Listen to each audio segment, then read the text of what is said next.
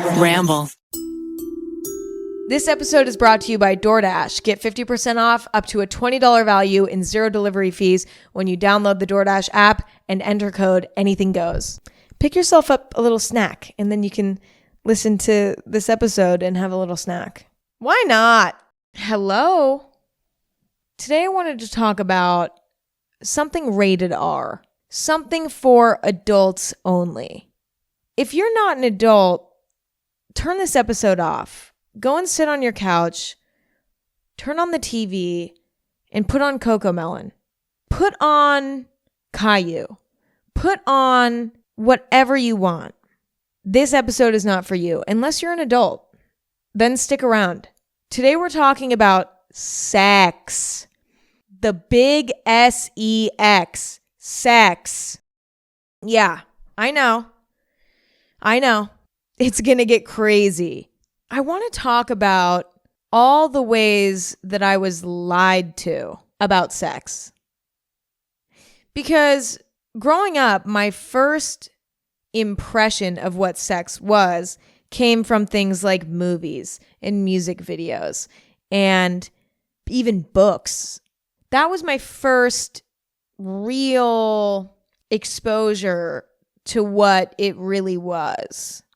Because obviously, your parents can give you the talk about the birds and the bees. Your school can even give you a talk about the birds and the bees, what sex is, how it works, etc., etc. But that only tells you about the technical stuff. Your first, or at least my first, impression of what it was really like was through different forms of entertainment, pretty much. Now, the problem is that things like movies and music videos and books and whatever, all of those things are forms of entertainment. And things are more entertaining when they're exaggerated, when they're perfect, right? When they're sort of a fantastical version. Is that a word? Fuck, now I have to Google it. Oh, fantastical is not a word. Oh, no, it is. Okay.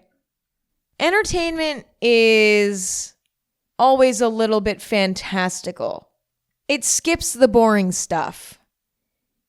It's ideal, Do I think that there's anything wrong with entertainment being that way? No. It's just, it is what it is. But the issue is that when young people are exposed to this stuff and their first impression of sex, for example, is that it's this hot and steamy, perfect situation that's so fun and spicy and crazy and perfect. Young people don't necessarily have the life experience and ability to properly criticize things in order to come to the conclusion that this is, in fact, fantastical and unrealistic. You know what I'm saying? And when you're young, your brain is like a sponge. You're just soaking up information left and right, trying to gather as much as you can. And the problem is that along the way, you're going to soak up some shit that's not so good. Not only with just sex and ideas about sex, but about many different things. But today we're specifically talking about sex. Because I'm 21 years old, I'm an adult now, and I still, though I feel like I'm really good at sorting out bullshit from not bullshit, I feel like I'm old enough to be able to do that pretty well, I still find myself struggling with unlearning all of the ideas that I had about sex that were formed when I was a child from the media, honestly, the media that I was consuming as a child. Like, I still struggle with unlearning all of this shit that I saw, and I wanted to dig into it today. all of the things that I've had to unlearn about sex. And I know I'm not the only one, because I know that a lot of us, especially in my generation, grew up seeing sex portrayed in so many different ways in music videos, in movies, etc., and developed this sort of idea about it that was inaccurate. And through life experience and through more wisdom, I've started to sort of unravel my old perception of sex and form my new perception of it. When I started to get around the age where I was like, ooh, I might lose my virginity soon, I was very scared and insecure. And part of me didn't even want to do it, you know? Like I did, but I didn't. I thought that sex was like a performance, and everything about it is so hot and steamy and seamless and never awkward, and it's very serious, and there's no laughing, and it's perfect, and it's amazing, and it feels amazing, and everybody's so happy, and it's the best experience of your life, and it's so amazing and fun, and you're doing all this stuff that's kind of intimidating and kind of weird when you've never done it before, but it's like fucking awesome, and it's so great, and it's so hot and amazing. Now, that to me was so intimidating, because number one, I'm somebody that in times of discomfort socially or whatever, I lean on humor. And that's something you can't do with sex in theory. Like, you totally can, but I didn't think you could, because my perception of sex was that it's very serious and hot. And cracking a joke is maybe not serious and hot. You know what I mean? It's like, that's not really what I think of when I think of serious and hot. So that freaked me out. Also, I have never looked at myself and thought, wow, you are really hot. I'm sorry, I just don't. I've had moments where I'm like, okay, cute. But like, I don't think of myself as being hot, you know, and I never have. Growing up, I was a late bloomer. I didn't develop at the same time as my friends. I developed much later into my body, if you will. And even now, like the stereotypical hot features, almost no one really has that. Like, it's like an unrealistic expectation. But I felt insecure because I didn't fit into that mold. Even though almost no one does, it didn't matter because I didn't. You know what I mean? I also am kind of clumsy sometimes, and like, I don't know, I feel like I can be not super smooth always. Like, I don't think of myself as like a smooth person, right? I don't think I'm like smooth, okay? Maybe I don't think I am. And that's another thing that I thought I needed to be to have sex, right? Like, I needed those qualities. And when I looked at myself, I had none of those qualities. So I was terrified of having sex, because the perception I had of what sex was could not be farther from me. Could not have been farther from me. Over the years, I've gotten more comfortable with it. I've taken a lot of the pressure off myself, but there are still a lot of things that I'm unlearning. Number one, it's just not this seamless, hot, perfect experience. I feel like when you're watching a movie and you see a sex scene and it's like two people meet in the subway and they lock eyes, and then they get off the subway and they're like, hey, where are you going? And it's like, going home. Where you going? Oh, cool. I'm just going to go home too, but maybe I could come with you. And then it's like, they go back to one of their apartments, and then it's just like perfect. It's like this seamless experience. That's the only word I can use, seamless. It's like there's no awkward pauses. There's no communicating, like being like, hey, wait a minute. Can I go pee real quick? before we do this? Like, hold on. I actually have to pee. We can't start yet because I have to go pee. You know what I mean? Like, there's nothing like that.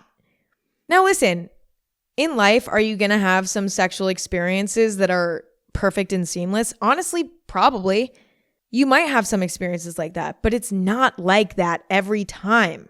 Okay? You know, you might be like taking your shirt off and then like your shirt like gets caught on your necklace and like you're trying to like fucking take your shirt off and it's like pulling on your necklace and then like your necklace breaks and you're like, that was my fucking grandma's necklace. And then, you know, you start crying and now you can't have sex and you have to take a pause and then it's like, okay, wait. And then you get back into it like 5 minutes later, but it's like there was this whole interlude of just chaos before you could, you know, or maybe you're starting to have sex, but then, you know, you get your period and then you're bleeding all over the bed and then you're like, oh my God, wait, is that okay? And then the person you're having sex with is like, wait, actually, no, this is my roommate's bed. I didn't tell you that, but this is my roommate's bed. And they're going to be so super mad. So we need to go move to another room. Or, oh, hey, wait a minute. Put on a condom right now. Oh, okay, wait, I have to go get a condom from the other room. Oh, wait, I got my condom now. Oh, wait, hold on. Now let me take a solid 15 to 20 seconds to put this condom on. And then while the condom's being put on, it's like, what do you talk about? Oh, nothing? Is it just silent in the room? Maybe there's no music playing. It's awkward. You see what I'm saying? That is the reality of sex. Like, that's the reality of sex, is that most of the time it's these fucking awkward, you know, there's like little awkward moments here and there that are kind of like, this isn't... this hurts, you know what I mean? Because it's not what you see in the movies. But that's the reality of what it really is. I can't name the last time I had sex where like one of those things didn't happen. You know what I mean? Like something like that. It's like it always happens. It's just part of it. And I always beat myself up over it. Like, I'm always like, God damn it. Like, this is your fault because you're not a smooth motherfucker. You are a nerd dork. You are a dork. And you just can't get it right, can you? You know, this is the shit I say to myself in my head. But then I have to remind myself, no, that's not true. This episode is brought to you by DoorDash. DoorDash comes in handy in my life on almost a daily basis. When I had a long day and I just want to have dinner delivered straight to my door, or I forgot something from the grocery store, or I'm working late at night and I need some snacks or something yummy, DoorDash is my best friend. But DoorDash is helpful for every type of person. With back to school coming up, let's talk about students. Because DoorDash is perfect for students. Get the back to school savings you really want and get unlimited free DoorDash delivery with Dash Pass. Just $4.99 a month for students, which is an incredible deal. With $0 delivery fees, exclusive items, and more than 25,000 members-only offers nationwide, Dash Pass by DoorDash has everything you need to make this semester memorable. Dash Pass for students gets you delivery in an hour or less, or save even more with 5% DoorDash credits back on pickup orders. For a limited time, you guys can get 50% off up to a $20 value and $0 delivery fees when you download the DoorDash app and enter code ANYTHINGGOES. That's 50% off up to a $20 value and $0 delivery fees when you download the DoorDash app in the App Store and enter code ANYTHINGGOES. Don't forget, that's code ANYTHINGGOES for 50% off up to a $20 value and $0 delivery fees with DoorDash. Subject to change, terms apply. The next thing that I realized was that sex doesn't have to be 100% serious. As I told you earlier, I had this sort of perception and this sort of view that sex was a very serious thing. It was very serious. There's no room for joking around. There's no room for a laugh. You know, it's all down to business. Hot, steamy business. That's it. It's just not true. Like, for example, if something kind of silly happens, maybe somebody farts, maybe somebody queefs, maybe somebody slips off the bed and doesn't get injured. You know, maybe somebody gets a phone call. Maybe there's an awkward silence when someone's putting on a condom. You know what I mean? You can make jokes and be a little silly if you want. Have fun. I always was so scared to be myself when I was having sex. Like, I'm not kidding. Like, I was like, I have to become a different person right now, because for me, I like to like joke around, be silly. That's just my personality most of the time. And I felt like the second that things would transition from like being a normal interaction to like, oh, maybe this is getting a little romantic, I would be like, I need to be a different girl right now. Like, I need to be a whole new me right now. But yeah, I felt like I needed to be this like hot, mysterious version of me in a sexual environment. And I don't know why, like, I don't know exactly what that stemmed from. Like, I can't remember a movie where that was necessarily portrayed, you know what I mean? But it just somehow that idea formed in my head. But now I'm realizing not only is it okay to joke around and have fun, but also if you're not able to like be yourself and be silly if you want to be silly, etc., in a sexual environment, then it's not going to be enjoyable for you. You know, it's kind of like anything else in life. The next thing is that sex doesn't look a specific way. You know, again, this goes back to my fear that I didn't look the part. I didn't feel like I fit into this ideal mold of what I'm supposed to look like to be attractive to people sexually. Like, I just was like, I don't know. I don't like fit this mold exactly. So I feel embarrassed and weird, you know? Now I obviously realize how ridiculous that is, because there is no specific way that sex looks. Like, it's just human beings hopefully having a good time. That's the only way it's supposed to look. You don't have to look any certain type of way to be attractive to somebody else. Like, sorry, I'm having a sip of my coffee. It's really sad to me, honestly, that I used to feel like I wasn't deserving in a way of like a sexual experience because I didn't have this sort of look, if you will, that everyone seemed to idolize in a sexual way. It's sad to me because I know that I'm not the only one. To be honest, I think 99.9% of people on this planet have probably felt this way at some point. Feeling like, well, I'm not attractive enough to have sex. Like, I don't feel attractive enough. There's like, everybody's probably felt like that at one point.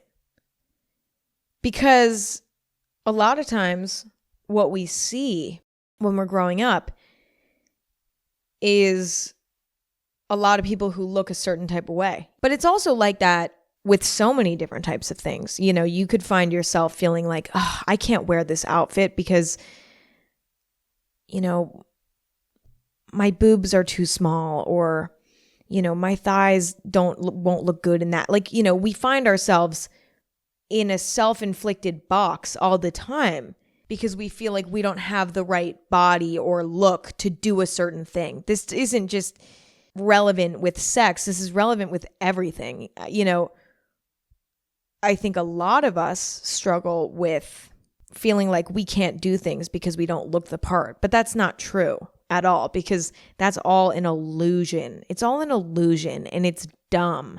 And when you realize that it's sort of an illusion, that this is what's attractive, this is what looks good, blah, blah, blah. Once you realize that all of that is an illusion and it kind of means nothing in reality, like if you were to like strip away all of the social media chatter and all of the media chatter in general and all of the voices that we hear on a daily basis that are pretty much irrelevant, you know? Next, I learned there's a lot of communication that takes place with sex that like never gets shown, you know? Obviously, communication with consent, of course, you know, making sure that everyone involved consents to being involved. That's number one. Number two, during sex, you kind of have to tell people what works for you and what doesn't, because everyone's different and the person you're having sex with can't read your mind. So they can't just look at you and say, oh, this person likes this. No, because everybody likes different things and some things work for some people and not for others. And the only way for everyone involved to know how to make the experience enjoyable for the other person is for communication to take place. But can I be honest? It's kind of awkward sometimes being like, hey, wait, can you do this like this? Kind of awkward, kind of breaks the you know, fantasy of it for a second when you're like, you're not really doing a good job. Can you do it like this? It kind of is uncomfortable. It's uncomfortable. Confrontation in life is already uncomfortable, but confrontation during sex is like 10 times more uncomfortable because number one, you're scared of ruining the vibe. But number two, you're scared of hurting someone's feelings. But number three, if you don't speak up, you're not having a good time. You're not enjoying yourself and you're not getting what you want to get out of it. You know what I mean? You're not having a enjoyable experience. So everything about it is like challenging. It's challenging. The communication element of sex is challenging because it goes against this whole idea that sex is like this fantasy dream experience. It's this perfect, hot, sexy, gorgeous 20 minutes of your life. And that's what you see in the movies and the music videos. It's like this perfect experience. But speaking up about something, being like, hey, can you put on a condom? Hey, can you do this a little bit differently? Hey, are you on birth control? Hey, blah, blah, blah, blah, blah, blah. All of this crucial conversation is scary and uncomfortable. And I think part of that is because we rarely see it when we're growing up. Like we don't see that in the movies, the music videos, etc. We don't see it. And when you've never seen something before and you have to do it without any example to go off of for the first time, it's scary. The first 10, 20 times, you have to bring up those serious things and you have to communicate in a sexual environment. It's intimidating because we're not reassured by the movies that it's not going to kill the vibe, that it's not going to be awkward, that it's not going to be weird.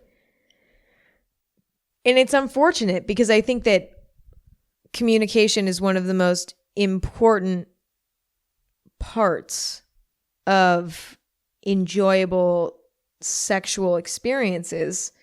And yet there's not really a lot of talk about what that even looks like. And you kind of just have to figure it out once you're in it. And there's no example to go off of. You can't, I mean, I've never seen that in a movie. Next thing I learned, sex isn't always this extremely pleasurable experience physically. Like, I feel like I always believed that nothing in the world feels better than sex. Like, it is the best feeling in the world. Now, listen, it is great. It is.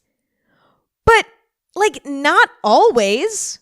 It doesn't always feel like a euphoric experience. Every once in a while, sometimes, yeah, but not all the time.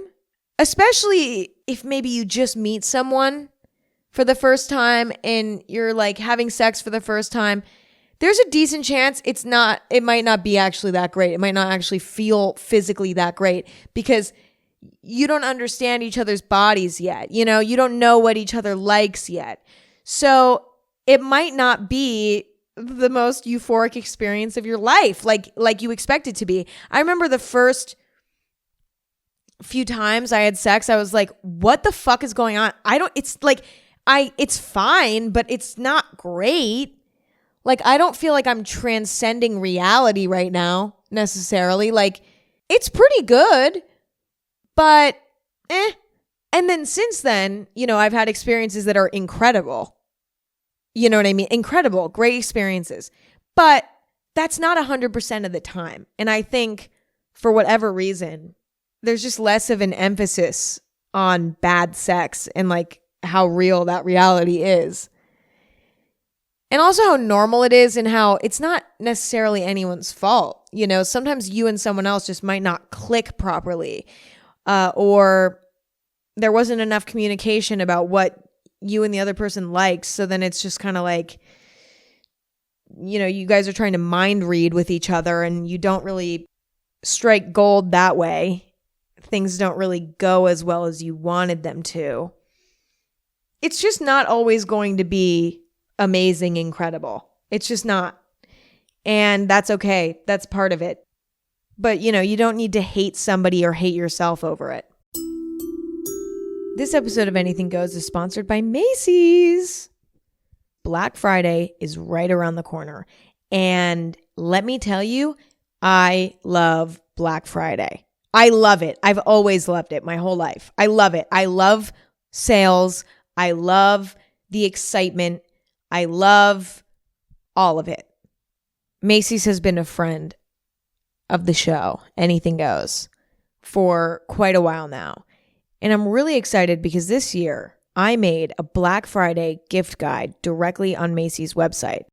For any of you that are stumped on what to get your loved ones this holiday season, fear no more. That is what my gift guide on Macy's is for.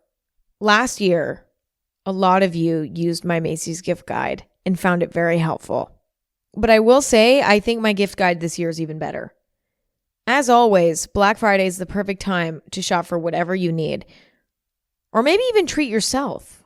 Maybe get yourself a little gift. Whatever you need to pick up this Black Friday, Macy's has it. It's truly a one-stop shop. You want to get some stuff for your kitchen? Boom, Macy's. You need to get a gift for your mom? Boom, Macy's. Gift for your dad? Boom, Macy's. Gift for your bae? Boom, Macy's. They have something for everyone. The other thing I love about Macy's Black Friday is that you don't need to go in store. You can do it all online. So if you're not in the mood for the huge crowds in person, do your Black Friday shopping online. This year in my Black Friday gift guide, I really focused on things that almost everybody would love. Gifts that are super versatile, you know, gifts that you could give to your dad or your little sister, something that anyone would love. Macy's Black Friday early access to specials on various brands from November 7th to November 19th. You gotta check it out. But also, let's talk a little bit more about gift giving this holiday season. Sometimes you get stumped on someone in your life and you're like, I just can't figure out what to get them. Have no fear. Macy's Gift Finder is here. Macy's Gift Finder makes it so easy to get your loved one their dream gift at any budget, from luxe to $15 and under. Macy's can help you pick out the perfect gifts for people in your life. And I don't mean to rush you, but it's kind of now or never, okay? We're running out of time. We don't want to feel all stressed out a week before Christmas, running to the stores in person, trying to figure out what to get the people that we love. No, do it now, get it over with, and just relax and enjoy the holiday season. That's the best way to do it. Okay, but now that we've done all this talk about gift giving and Black Friday, let's focus on the present. What's going on right now? Thanksgiving. Thanksgiving is happening. And if you celebrate, it's really time to start preparing for Thanksgiving. Like, whether you're setting the table or bringing your favorite dish to a Friendsgiving, Macy's has everything you need to make it all a breeze and look great while doing it. From beautiful decor and servingware to kitchen supplies and outfits, Thanksgiving is a blast when you're prepared. The moral of the story is the holiday season is upon us and it's time to start preparing. Skip all the long lines, skip the last minute gift shopping stress, and get all the benefits that should come with a Black Friday shopping experience. Check out my handpicked gift guide at Macys.com/Emma. That's Macys.com/Emma. One more time, www.Macys.com/Emma. The next thing is that sex is a very emotional experience in some ways. I didn't really realize that until I experienced it myself. And I kind of felt weird. I was like, am I thinking too hard about this? Am I feeling too deeply about this? Like, sexual experiences are not neutral emotionally. Having sex with somebody that you love can make you love that person in a deeper way. It can make you feel more emotionally attached to that person, which can be exciting. It can also be frightening.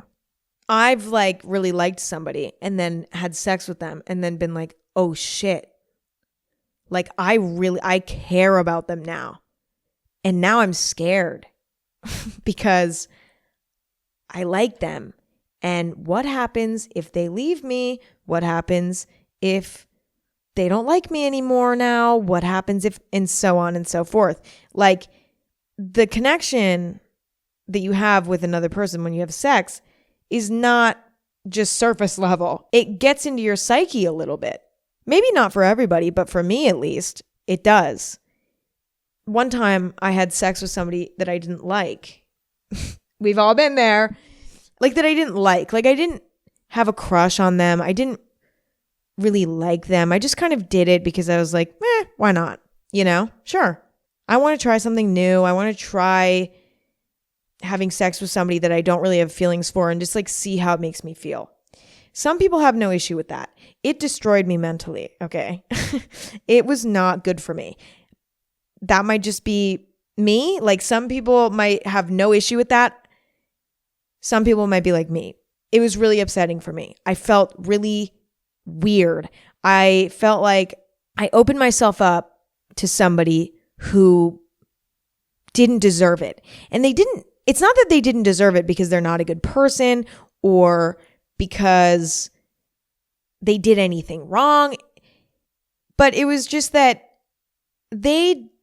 neither of us appreciated each other very much, we didn't like each other or even want to be friends with each other. It was kind of an exchange and it was kind of transactional. And I don't know, that to me just bugged me. It bugged me. I didn't like it. I didn't like the way it made me feel. And it really bummed me out for a long time. For over a year, it bummed me out. I'm not kidding. I would think about it at night and be like, I don't know, it just bothered me for some reason. My point of this is that sexual experiences can be very emotional and can impact you emotionally in big ways. And to assume that as long as the experience is respectful and, relatively healthy, that it's going to be neutral emotionally is not true. Even an experience that looks good on paper could have a serious emotional effect on you for God knows what reason.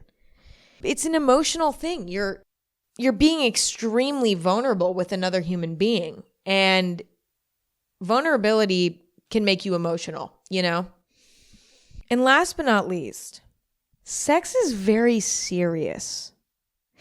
I know we get sex ed at school and, the teachers are like, well, if you don't want to get pregnant, you need to use birth control. And if you don't want to get an STD, you need to use condoms. And you need to make sure that everybody involved is on the same page and is consenting. Like, we get that conversation, but for some reason, I don't feel like it sticks as hard as it should. For example, I find myself sometimes forgetting. This sounds crazy, but hear me out. I sometimes forget that having sex, at least in my experience and who I have sex with, I could get pregnant. You know what I'm saying? Like, I forget this. Like, I have weirdly separated the act of having sex for funsies and having sex to get pregnant. Like, I've separated those things in my mind. And I always forget when I have sex that, like, I could get pregnant. It's a serious thing. You know what I mean? It's a serious, like, those things should not be distant in my mind. You know, I shouldn't forget. I shouldn't be forgetting, you know, that, like, this very serious thing could happen. But I find myself forgetting that. Another thing, I think a lot of people sometimes forget in the heat of the moment, I could get an STD from this person if I don't know them. And, you know, me and we both haven't been STD checked. Like, I could fully get an STD. It's like, I think we forget so often how serious of a thing sex is. There are a lot of risks involved, life-changing things that could happen. You know, it's not, I think it's taken too lightly at times, you know. And I don't know, I don't think that that's anyone's fault, you know. I think it's just something that I think is exacerbated by the fact that when you're watching a movie, when you're watching TV, when you're when you're hearing about sex, it's always about the fun stuff a lot of the times. Not all the time, of course, but for some reason, we separate the serious parts of sex and the fun parts of sex, and we don't remember always that all of that is included in this act. Do you see what I don't know. Maybe that's just me. I forget sometimes how fucking serious of a thing it is. And I just think it's like this fun thing, you know? But then every once in a while I have an epiphany and I remember, I'm like, hold on a minute, wait. I have not been looking at this from the right point of view. I've been looking at this like it's no biggie. And my concern has been like, am I being cringe? Am I being weird? Do I look the part to be having sex? Oh, blah, blah, blah, blah, blah, blah, blah, blah. Why am I not thinking about what's really important to be thinking about when it comes to sex, which is all of the serious parts about it? You know, I don't know. I just think that they're very important to remember. And I always like, I don't know. I don't think I took it seriously when I was younger. All the serious stuff, getting pregnant, getting an STD, whatever it may be. I was like, well, I don't know. I'm just not going to think about that. That just won't happen to me. Like, what? I don't know what, like, that's not how that works. Anyway, that's all I have for today, you guys. Thank you for listening. I hope that you enjoyed this episode. As always, please let me know what you think. Have you experienced these kinds of feelings about sex? Have you changed your perspective on sex as you've grown up? Are you still working on it? Did you never struggle with this? Like, let me know. The Twitter is at AG Podcast and the Instagram is at Anything Goes. You can tweet me, DM me, do whatever. Let me know what you think. Follow Anything Goes on any platform you stream podcasts. Check out Chamberlain Coffee, my coffee company. I'm actually drinking an iced latte right now using the Chamberlain Coffee Butterfly Blend. It's very yummy. It's a light roast, really good. Drinking it in a Chamberlain Coffee mason jar with a little Chamberlain Coffee metal straw. Like, I have the whole thing happening right now. You can use code AG15 for a little discount on the Chamberlain Coffee website. Special for you guys. And that's all I have for today. Thank you so much for listening. Thank you for hanging out. Until next week. Love you. Talk later. Bye.